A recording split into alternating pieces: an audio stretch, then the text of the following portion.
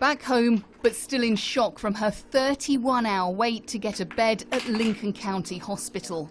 Tracy Summerson is immunosuppressed and has stage 4 cancer, but says she was left in a chair in the A&E waiting room, along with other poorly patients. People coming and going, there was people coming with sick bowls, being sick next to you. You were just crammed, you were like cattle in a market, that's the only way I can describe it. When you're immune suppressed, you're supposed to go in a side room, you know, out of germs way, but they needed all the rooms for consultations. I would say there was plus 100 people in there that evening. Another gentleman, he was brought in a wheelchair. He was left in that, and it transpired he'd got a broken hip. And I've been in the military for 28 plus years. That's the worst I've ever sort of experienced in that regard. We've also been contacted by a viewer whose 83-year-old mother-in-law was brought by ambulance to A&E with a suspected bleed on the brain.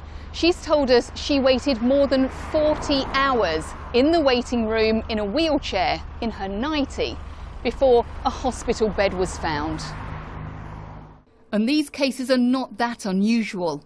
Last month, almost 700 patients waited more than 12 hours in the A&Es in Lincoln, Boston or Grantham. More than 500 in Grimsby or Scunthorpe and more than 400 in Hull.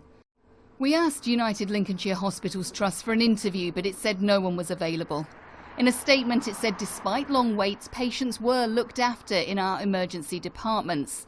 It said increasing pressure on A&E, often with patients who have more complex needs, coupled with patients staying much longer in its hospitals than previously experienced, is leading to a longer wait time for beds.